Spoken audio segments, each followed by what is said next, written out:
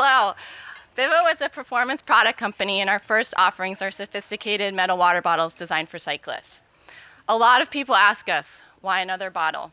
And simply put, I found a hole in the market. The cycling industry is dominated by plastic water bottles that are often looked at as disposable, are really hard to clean, and taste bad. So I created a better bottle, one that's made out of stainless steel, is really easy to clean, and we've optimized the flow of water so that you can pour and drink with ease. As you can see, this is a really clean stream of water. It pours faster than you can squeeze plastic, faster than you can squeeze plastic, and it has no air in there, which is really nice because nobody wants to drink air when they're riding their bike. We launched in late 2020, and we've also bootstrapped since the beginning. We're currently at a $1 million run rate, and we're expecting to be cash positive by Q1 of 2024.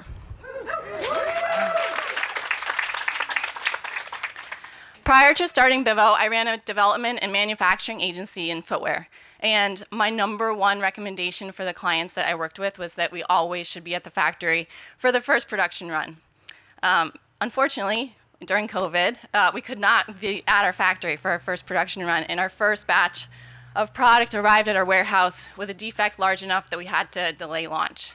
This was very devastating, but we learned a lot, and we're better for it, and we've solidified our supply chain, so we now know what to look for, and we still haven't been able to go over, but we're probably better for that big mistake.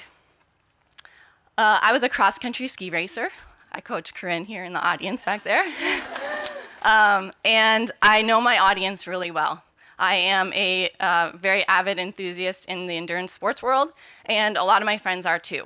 So when I created Bivo, I knew that our bottle had to perform better than or equal to a plastic squeeze bottle.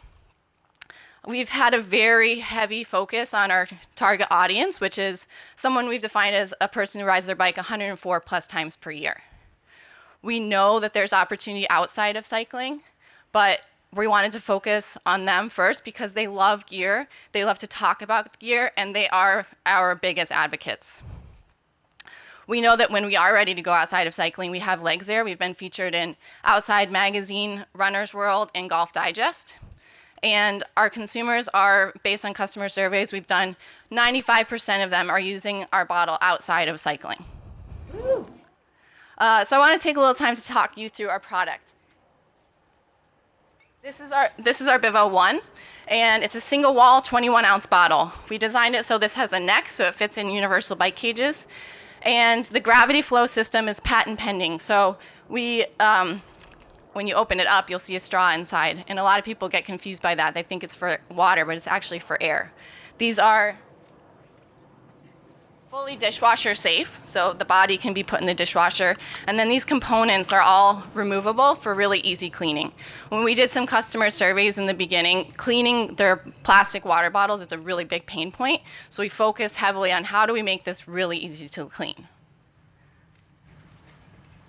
We also launched with a 21-ounce single wall, so it's not insulated. And we did that because cyclists really don't like carrying a lot of weight on their bike. They work really hard to take grams off of their bike. So we launched with the single wall to start with, and I think that was a really good way to get cyclists liking our product to begin with. Then we launched with the 25-ounce. This is our Bivo Duo. We launched that a year later, and this just carries more water. So this is 25 ounces of water, and people actually have told us time and time again that they drink more water while drinking out of a Bivo than other bottles. So this actually is now outselling our Bivo 1. These are interchangeable lids with the Bivo 1 and Bivo Duo, and then we finally launched our first insulated bottle this past summer.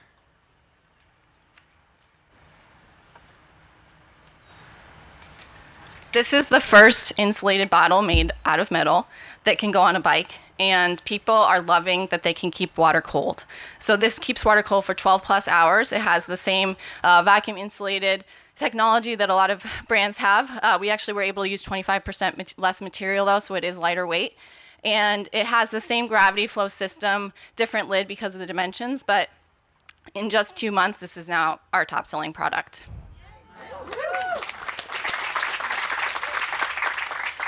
So our bottles range in price anywhere from $34 with the small raw version, and then up to $49 for the insulated. We offer our wholesalers 50% margin, and that allows us to keep a good one ourselves as well. We have 5-star reviews across all of our bottles, and customers write in a lot every day, and they often make us smile and help fuel us to continue forward. One woman wrote in and said that she shall cherish her bottle forever, and another person said that they expected the best bottle they could get, but they got even better than that. So reviews like that really make us happy, and I invite you in Fueling More Fun with Bivo, and I thank you for this opportunity. It's been such a great couple days here.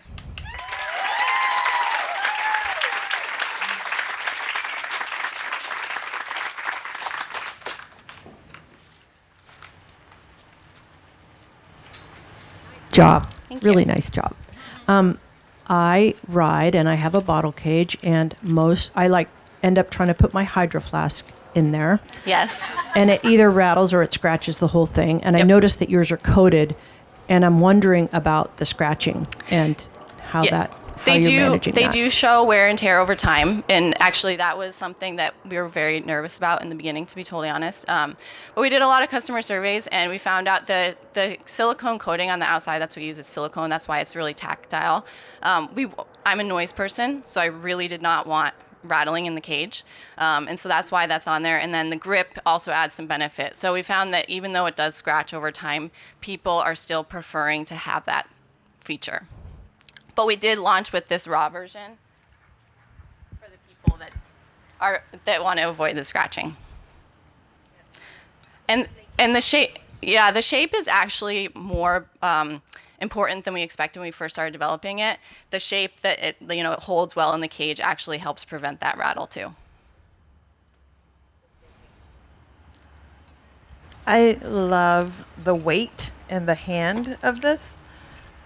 And I especially love that you can clean it easily, because that's one of my biggest issues with water bottles. It only takes one bad experience. How do you show the differences? Like, how do you show how it works with the body and how it works with your equipment? So we have, how do I show it works with the body? Is that what you said? Yeah. How does it fit on the body? Like, when you're actually using it, like, where does it go? Like, Yep.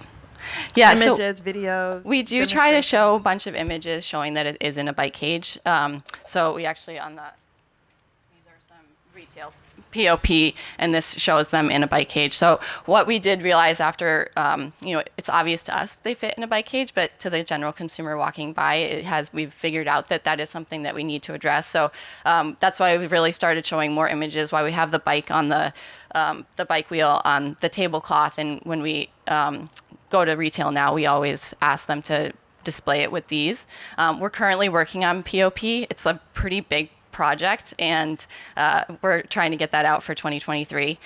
The pour is also really important, so we've been trying to get a lot of images of the bottle pouring, and using more fun ways like pouring over people's heads and that kind of thing, so that people really understand that the flow rate is really important.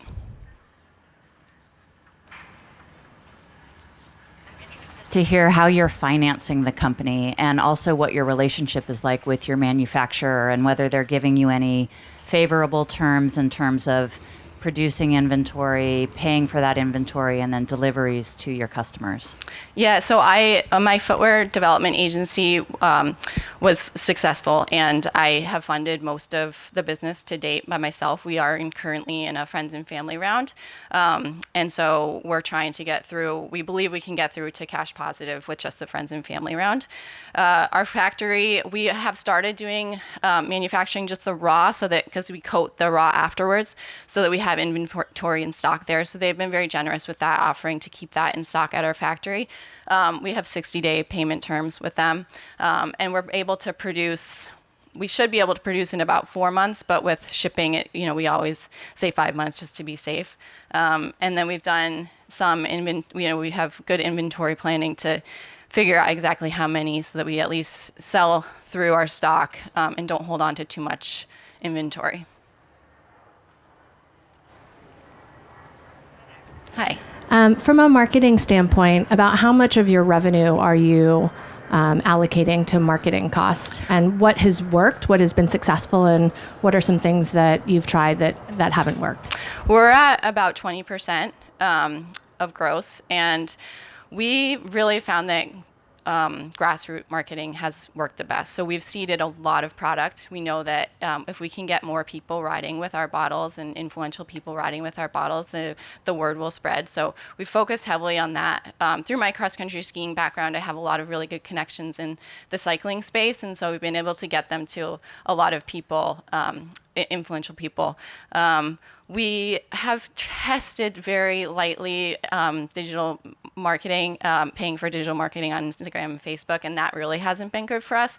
We know our audience is a very specific group at the moment, and so we've been able to target them through the seeding and events, and then also getting good press. We also have done good brand partnerships. So Velocio Apparel is a big cycling apparel company, and we did a brand collab with them, and they announced that they would never sell a plastic water bottle again when they launched with us, which was a really great way to continue spreading the word.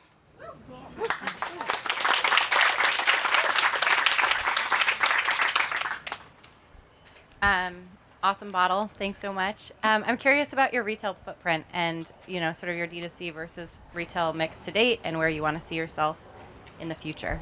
Yeah, we're 50% direct to consumer right now, 30% wholesale, and 20% collaboration bottles. We do expect it to slide more towards wholesale, probably reverse like 30% direct to consumer and 50% wholesale, and keep that 20% collaboration bottle. We are in about 50 retailers across the country now. We're in MEC in Canada, so that was a really good. Canada loves our bottles, which is really nice. I think they just really enjoy the sustainability piece of it, as well as the health aspect of not drinking out of plastic. So we're in all doors of MEC, which is basically the REI of Canada.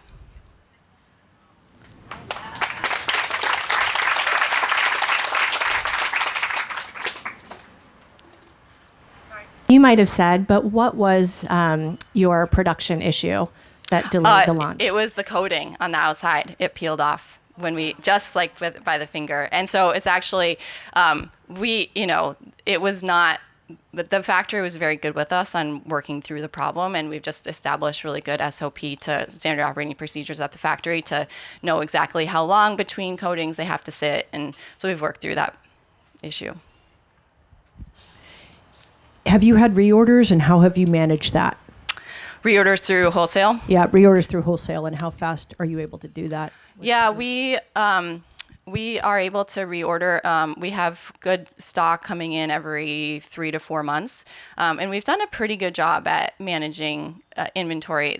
Honestly, in the beginning, we sold out faster than expected, and then we sold out of our insulated faster than expected. But we have them coming in frequently enough that we are offering reorders. And I think if there's a huge order, sometimes we get that out instead of direct to consumer, and we've been able to continue supplying our retailers with that.